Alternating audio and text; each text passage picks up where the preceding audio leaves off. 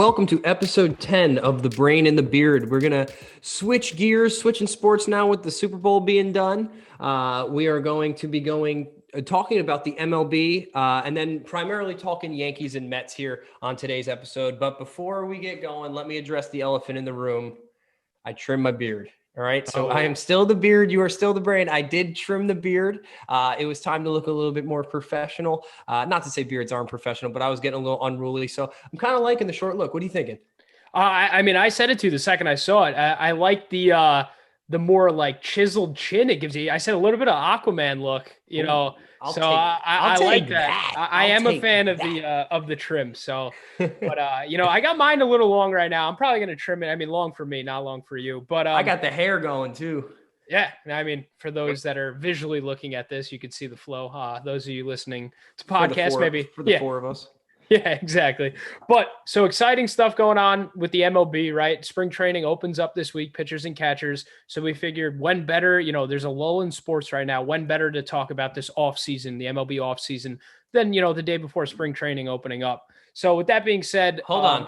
We got to introduce our guest today. So, absolutely. Before we get going here, our guest today is Big Daddy Mitch, aka Michael Estorita, and he is.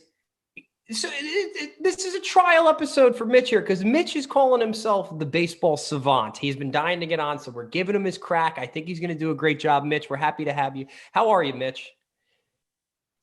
Happy to be on, guys. It's a pleasure. I'm a huge fan. I'm tuning in every week. I'm super, super excited to be on, share my thoughts on the upcoming MLB season. Tomorrow is like Christmas Eve for me. Spring training, I wait all year for this. I wait all year for pitchers and catchers. It's just I can't wait.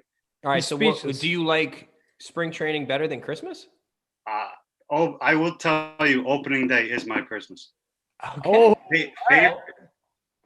Favorite day of the year over the birthday, over Christmas. Easily. No, Mitch, you like Thanksgiving Eve, but top three moves from the offseason is sort of how we're going to get going today. Then we are going to sort of grade out the Mets and the Yankees offseason thus far, all right, as we approach spring training. Then look, you two probably are a little more well-versed with baseball than I am. I'll give my prediction for how I think the Mets are going to do. I'm not going to give a prediction for the Yankees. I'll leave that one to Mitch. But we will do some season predictions. And then I will be posing, because both of you, Marky's our brain, right? And I know he probably hopefully knows some of these Mets trivia questions I'm going to throw at him. And then Mitch, I'm going to throw you some Yankee trivia questions, which I think you should get. So we'll see. We're going to put you to the test today. And then I know Marky has one to round us out.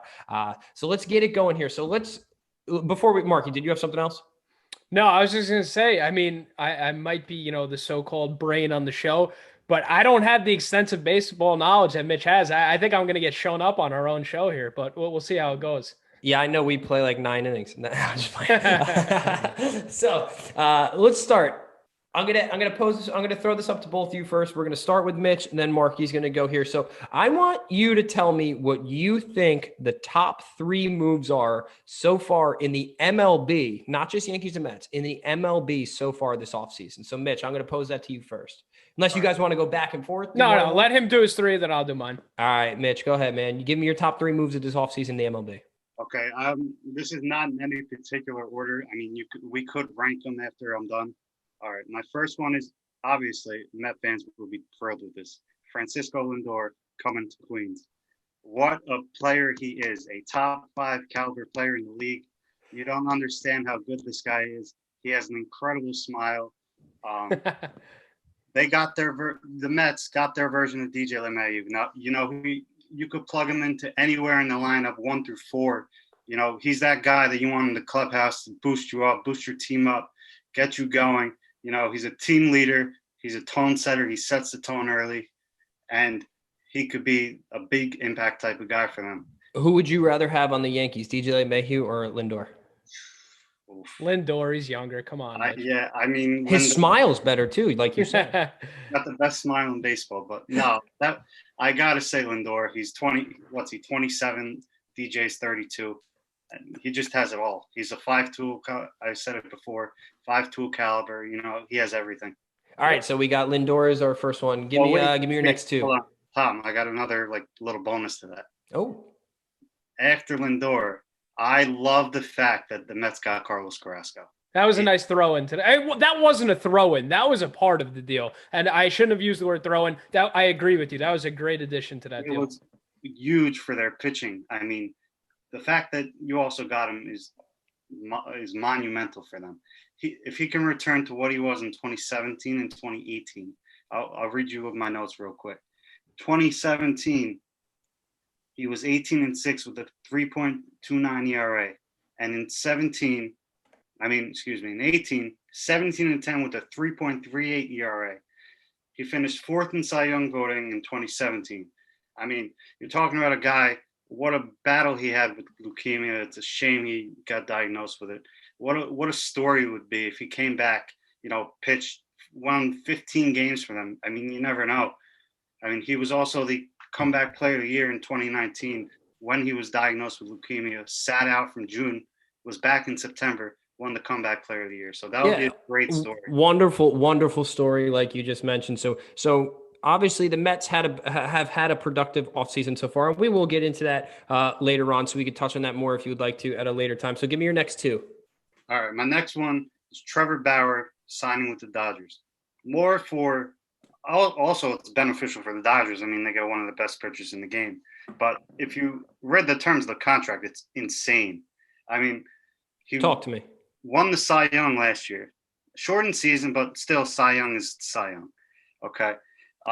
Signed a 3-year, $102 million contract, which includes, this is huge for him, opt-outs after the first year and the second year. He could go hit the market again, right, and get that deal in his prime. Hit the market again, get more money if he wants to, if he performs He's betting on himself. Yeah. But he gets $40 million this coming year, which is insane. And then if he stays in it, $45 million in 2022. Which he will stay in. He's not opting out after year one. I will say I'm not a huge fan of his, though. Like, I like his antics. I think he's like an awesome pitcher. I just think he's kind of a doof, though. Like, he thinks he's hard. He's kind of a doof, in my opinion. Like, I don't know. I've seen his little vlog on YouTube before. I don't know. I'm not a huge fan of his. I'm kind of I know the Mets were kind of in the running for him. I'm so cool I know he's a stud. I'm cool not getting him, though. The whole throwing the baseball when he got out, when they took him out of the game, throwing the baseball over center field. Yeah, I mean, the reason I like him is you really just don't see it as much in the MLB with players, being so active on social media and YouTube and everything. I just think, it's kind of cool to see, a player try to bring some light to the sport. But all right, so what's your third move of the offseason? My third move. I'm sorry. Can I just give one move for the offseason, in between? Steve Cohen. Oh, yeah. Steve Cohen was the move of the offseason. All right, continue. All right, number 3. Many people probably forgot about this one. Nolan Arenado traded to the Cardinals. Yep. Great move. Arenado's probably better than Lindor. He's probably a top 4 player, arguably. Relax, Mitch. I mean, relax. Look, I know this is a New York sports podcast, Mitch, but Yankee fan, you're a guest. This is a Mets podcast. Yeah. Okay. No, he is a stud. I did, before you go on with your notes about him, I did I enjoyed reading his heartfelt goodbye to the city of Colorado after spending 8 years there. I mean, he is a class act too. He's a stud. So it was that was cool. Yeah. He's got, like I said, power bat. He's a vacuum at third base. I think I was reading earlier today, 8 straight Gold Gloves, which is insane for that position. 30. It was Colorado, right? I didn't get that wrong. It was Colorado. I mean, you called it the city of Colorado, but it was okay. I saw you laughing. I thought I got it wrong. Okay, sorry. Okay, so he's hit 30+ home runs in 5 out of his 8 seasons. So I mean, do you think his splits outside of Coors are a little alarming? Are you buying stock into that, or where'd he go? He went to St. Louis to the Cardinals. Yeah, I don't know what the dimensions are there. Hey, he'll be fine. So, I mean, I think this kind of, I don't want to cut in on you, but this, leads right into my list. Like we mentioned, I have Arenado on there, but my honorable mention before I get into that, are all the moves San Diego made from a pitching standpoint, right? They traded for Yu Darvish, who's a Cy Young finalist, traded for Snell, who won the Cy Young, a year or two ago. And then they also got Joe Musgrove. So like 3 nice additions there to the staff. So my third, you didn't mention this one. This is the only difference between our list. I actually have the Phillies signing JT Realmuto for the 5-year, $115 million deal. I say this because the NL East is just an arms race right now, right? You got the Mets building. You got the Braves already an established, World Series contender. They continue to make nice additions. And Realmuto, who's a big piece of their identity, he was rumored to the Mets entering the offseason. And then at the very end, when the Mets are out after they signed McCann, it was the Phillies or the Braves, they were saying. So just to keep him out of, a division rival clubhouse and just keeping him to themselves, that was a huge move in itself for them. I like the way you put that, an arms race in the NL East. It really is. Yeah. That's cool. It's like a Cold War almost. Yeah, exactly. So Marky, you had Arenado. So I'm gonna get to. So Mitch has had them both. My number 2. So this is, I'm going in order of what I think is the most important. So number 2, the second best move of the offseason is that Arenado trade. I'm not going to go into his stats. Mitch already hit upon those. Really just the fact that they were able to get him without, giving up a top 10 prospect and the Rockies $850 million of that deal. Just a huge trade for them. And then, they kind of felt like they were starting to fall off a little bit. They weren't the Cardinals of, years past where World Series every other year, it felt like they were there. But so this will keep them right in the mix in the NL Central. And then my last move is, the number 1 move. I'm not going to go into crazy depth again, is that Francisco Lindor, Carlos Carrasco trade. Just an amazing move all around for the Mets. And, a lot of people might be down. We didn't get Bauer. We didn't get a Springer. We didn't get that second star that everyone wanted, but I think this was an amazing offseason. And I think, Tom, that'll lay us right up into what you're about to ask about, grading these offseasons. All right. So what'd you say, Mitch? I said, before we go to that, could I just talk about my one honorable mention? Yeah, sure. Absolutely. I have 3, but I'll just talk about Give us one. DJ LeMahieu. All right, we're going to skip that. So now he's a stud, not to take anything away from DJ LeMahieu. But Mitch, we couldn't talk about that in our next segment. So Mitch, we'll let you start here.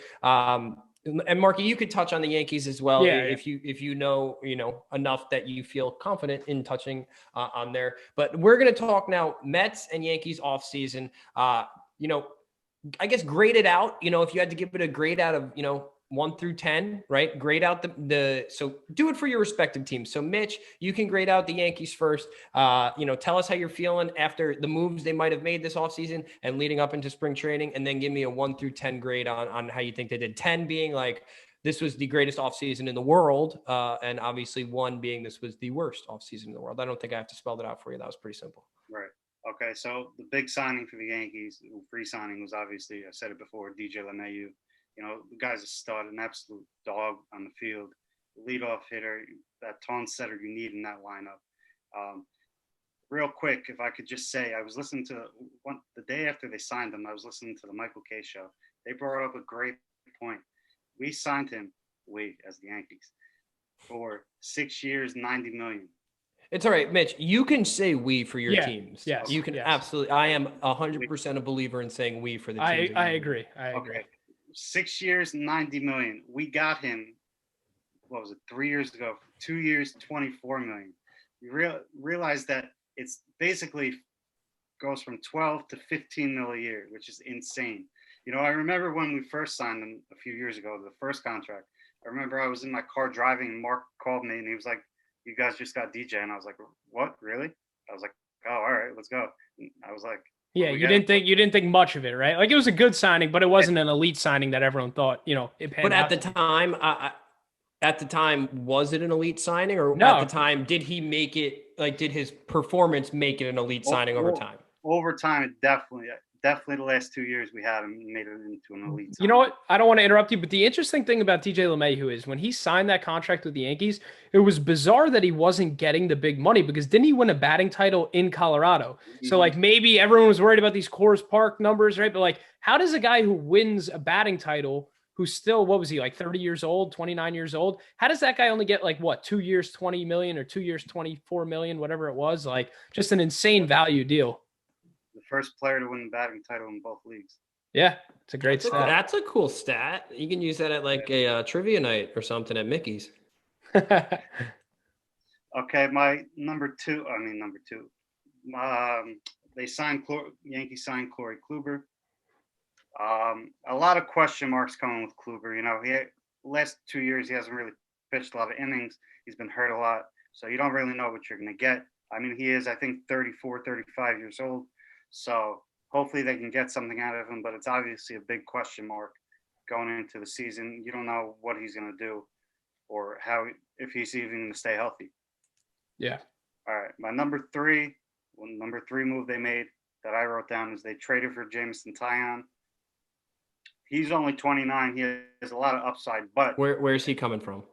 Pirates. They got him from Pittsburgh. Okay.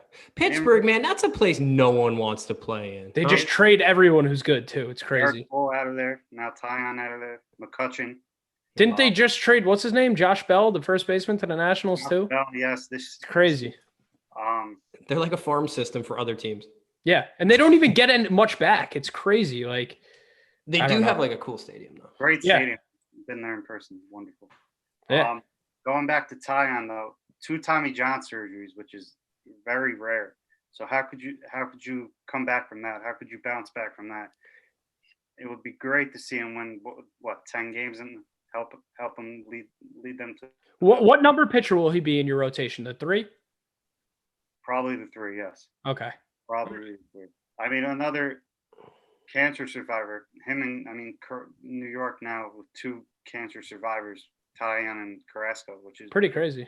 Pretty unique, yeah. Another big signing I think that we had was the Darren O'Day signing in the bullpen. You know, he's a submarine pitcher, sidearmer. You know, we lost Tommy Kahnle to the Dodgers, so hopefully he could fill that role, be what Tommy Kahnle was or even better.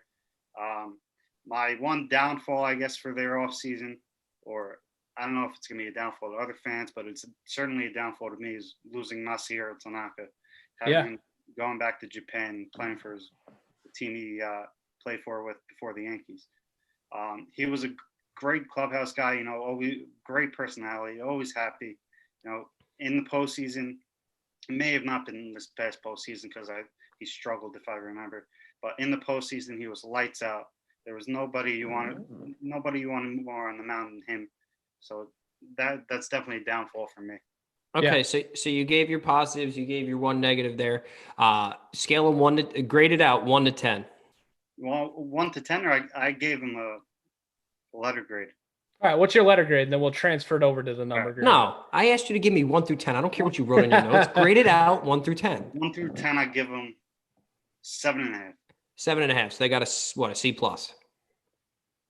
C plus, B minus given to him there. Okay, there you go. All right, 7.5. All right, so I don't know, 7.5. It sounds like, you know, there was room for improvements. Now let's talk some 8s and 9s and 10s here, Marky. I'm just playing. Mitch, that was very well thought out. I appreciate you taking the time to, you know, talk us through that. Obviously, I do not know much about the Yankees. I'm sure Marky probably knew a lot more about that than I did. Yeah. But that was very well done, very well said, very well spoken there, Mitch. So Marky, I'll kick it over to you now. Let's rock with the Mets here. Talk to me. Absolutely. So, you know, like I said before, people had these crazy hopes and dreams for the Mets offseason. Take the step back. They still had an amazing offseason, probably the best offseason of my life, right? Like maybe the best one since that whole like Carlos Beltran offseason, early 2000s, right? But, you know, the big move, obviously, the trade for Lindor and Carrasco, package deal. But then they also signed James McCann, a great catcher, one we've been lacking at that position, right? He's a pretty solid fielder. He's just the top 10 catcher, and that's a nice guy to add to the team. You added. Do you know what were you going to say? I will say this about our catchers in the past, though. I know they weren't big name guys, but I did kind of like all of our catchers for like the past 5 years. Like even like Ramos. I liked Darno. I like Nito. Like Nito's still here. Nito's still here. I like who's the Wilson Ramos. The Buffalo. I liked all. Like I did actually have I had a real soft spot for Travis d'Arnaud. Like I was like a huge fan of his when we had him. So I know like we haven't had, you know, I know we now have a step up in catcher, but I will say I was surprisingly pleased with our catcher play over the past, you know, 5 or so years. Yeah, that would be pretty good. Yeah, no. So, I mean, I think that was a huge addition, adding the catcher in McCann. And then they added a quality reliever in Trevor May. I think that was a nice signing, one that doesn't really get talked about because it was early on in the offseason.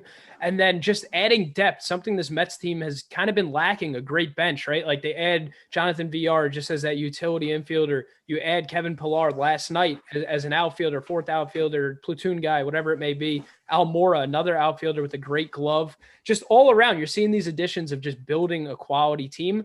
Right now, as it stands, I give them, in that A range, low 90s, 93, 9.3, right? 93 out of 100, whatever you want to go with there. But I think that they still might make a splash. You know what I mean? It seems like they're not fully sold on JD Davis as their everyday third baseman. So maybe go out and get a Eugenio Suarez, right? In a package deal with Sonny Gray. That's the move I've been pounding the table for with the Reds. Give up JD Davis and, a top tier prospect to get that done. I mean, you're ready to get rid of Davis? I really like JD, but this is my take is right now, not having the DH really hurt the Mets. We still don't know if it's official or not, but the Mets, they strengthened up the middle defensively. Well, it hurts with Dom and Pete. So that's the thing. Without the DH, you have Nimmo in center, who's really a left fielder. You have Dom in left, who's really a first baseman. And then Pete at first, who's probably better suited to be a DH. So we're kind of like at a position, and then JD's a weak fielder, obviously. So if you just had the DH, you could slide Nimmo to left, right? And like you have a great left fielder defensively. You slide Dom to first, you have a great defensive first baseman, but that's probably not going to happen. So I think if you could upgrade, like what you can control is the third baseman. So if we could upgrade that, that'd be great. If not, still a fantastic offseason. I give the Mets like a 9.3 on the offseason. Okay, so, both have had productive off seasons. So now I want you to go start with you, Mitch. And this does not need to be a long-winded answer. You could just tell me exactly how you think the season will end for you. So gun to your head, what is your prediction? Where did the Yankees inevitably end up? Gun to your head. I mean, I want to say World Series champs, but I don't know if that's going to happen this year. I do think my bold prediction is I think the Dodgers will win the World Series, but I agree. Yankees, I have them going 97 and 65. First place in the AL East. The AL East is downgraded a little bit with Tampa sort of losing some guys, losing Snell, as you said earlier. Toronto's really now the new competition for the Yankees in that league. Boston's downgrading. They lost Jackie Bradley Jr. to free agency. Andrew Benintendi just got traded. So the Yankees' only competition really is the Blue Jays. Bold statement. Blue Jays are scary. They got a lot of young talent, and they just signed Springer to that massive deal. Okay, so you think Dodgers inevitably win it all? I think that's a fair statement. I think they're probably the foregone favorite, right? Where do the Yankees make their exit then? I will say World Series. Okay, so they're making it a loss or a win? A loss in the World Series. Okay. I don't think. You know what? You can never really count the Yankees organization out. I mean, you know what? They haven't won all that recently, but they're always right there. Yeah, right. Whatever. That's an old sweater, brother. Where'd you get that? Goodwill? Yeah. Nothing wrong with thrift shopping.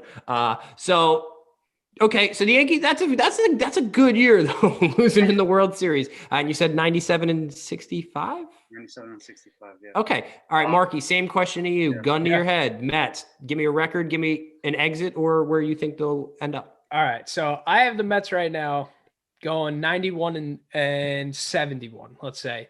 I don't know if that's going to be enough to win the division. All the projections have us right now, for some reason, they have us, edging out the Braves and winning the division. I still think the Braves are going to find a way to win the division this year. So that would kind of hurt us, right? Because without the expanded playoffs, that would put us as the 4 or 5 seed playing most likely the Padres, right? Because they have to deal with the Dodgers. So that's a brutal wild card game. But I'm going to say we're going to beat them in the wild card game.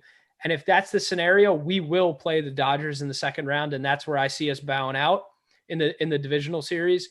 But I could easily see us being the 2 seed as opposed to the 5. You know what I mean? Say we're 1 game better than the Braves, we go from the 5 to the 2.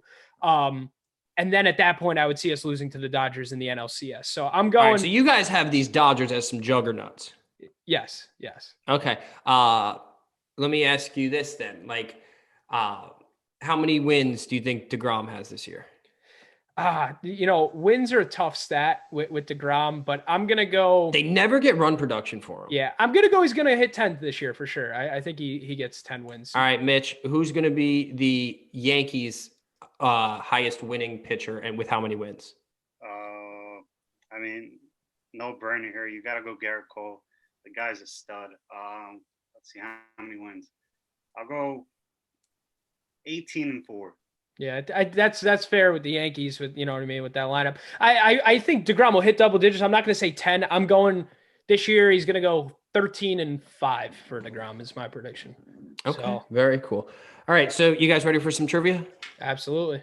All right, so how I'm going to do this is I'm going to give I'm going to kind of go back and forth here. So obviously Yankee questions are going to be directed at Mitch, who claims to be a savant, and he is a baseball, Guru. I think if I know you, I think like I made these relatively hard, but I think they're also easy enough. Like I think you should get them. Is that fair? So I'll go Yankees, Mets, Yankees, Mets, Yankees, Mets. I'll go back and forth here.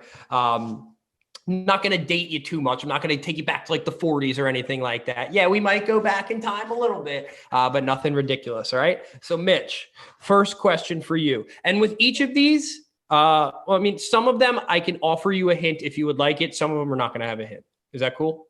Are these from like 1950? Am I going to be completely stuck? No. And just so you know, we only got about 10 minutes remaining. So let's get this thing rocking here. First one for Mitch, Yankees. In what season did the Yankees have their most wins ever in a single season with 114? What year?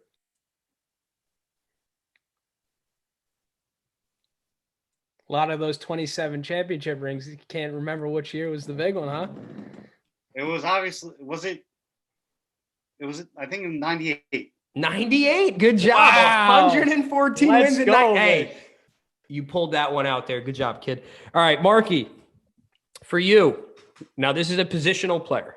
Okay. Which positional player has the single season record for WAR for the Mets? And if you'd like a hint, I can tell you what year. Yeah, I'll take the hint. I'm not as good. 2007. So which positional player had the single season record for WAR in 2007 for the Mets? I'll go Beltran. David Wright. Ooh, the captain. How do I pick against the captain? That's on David Wright. All right, Mitch. Yep. Who has the Yankees record for most times struck out in a single season with 157 strikeouts? Now, I can offer you two hints here. I can tell you the year, and I can tell you what hand he bat with. All right, give me the hint. All right, so this is 2002, and he's a righty. He has the Yankees record for most strikeout. Like he was struck out the most times with 157 strikeouts. It's a lot of strikeouts. Not exactly Adam Dunn numbers. Pete Alonso has like 40 more than that. He holds our record.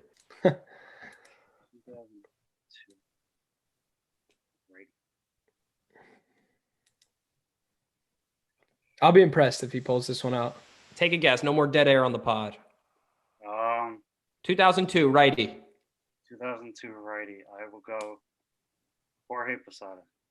Nope. Alfonso Soriano. Oh, come on, Mitch. All right, Marky.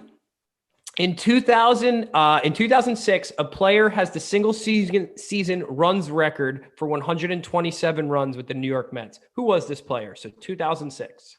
I gotta go Reyes here. Carlos Beltran. You should have. Oh my God! Him on this.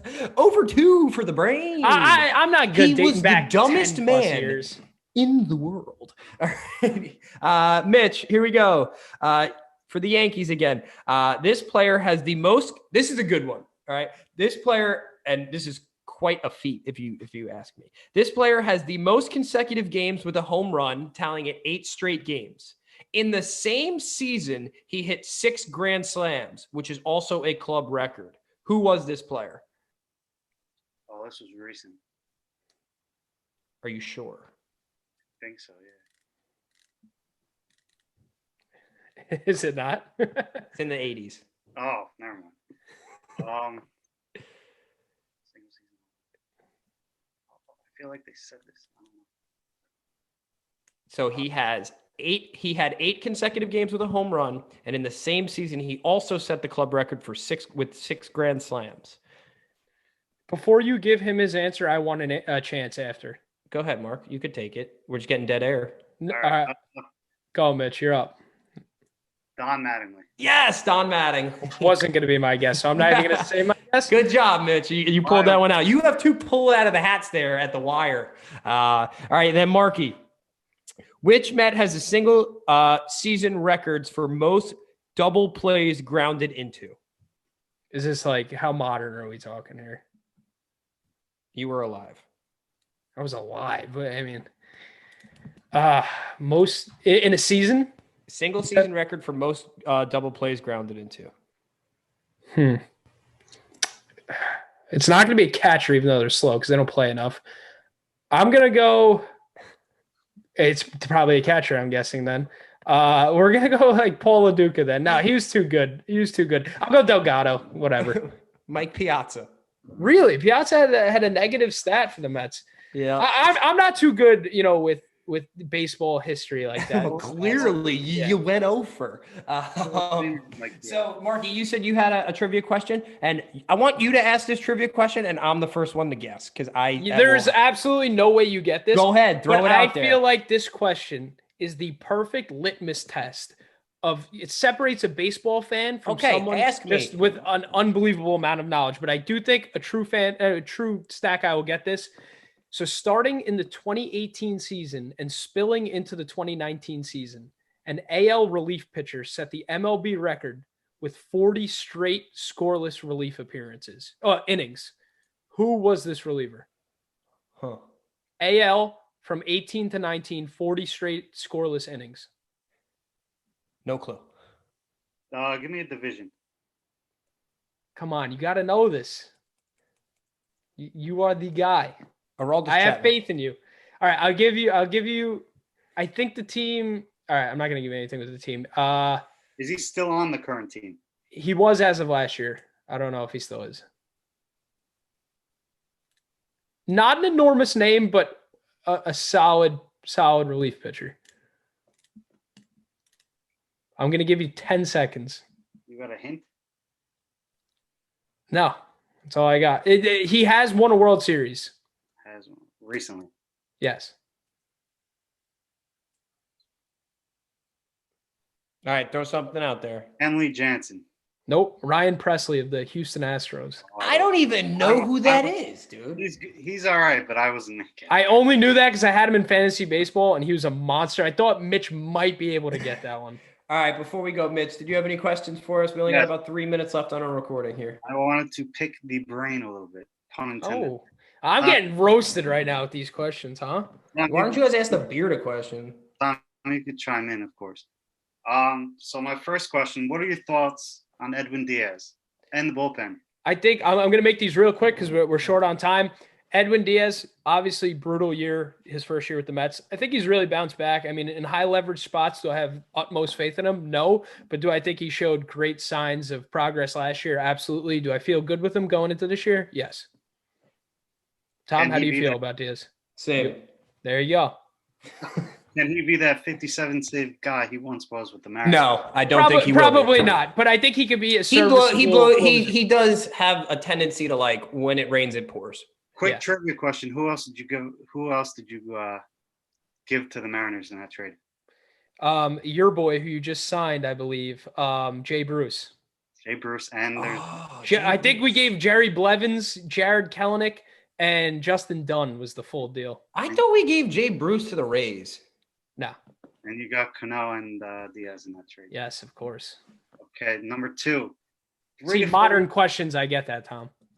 3 to 4 years down the road. Dude, I asked you, your questions were David Wright, Carlos Beltran, and Mike Piazza. You're dumb. No, I don't want to hear it. Dude, right. I would have got Mike Piazza. 3 to 4 years down the road. Last question here, Mitch. Pete and Tom. Dom. Wow. I was looking at Tom. They put up similar numbers each of the next 3 to 4 years. Who's your first baseman?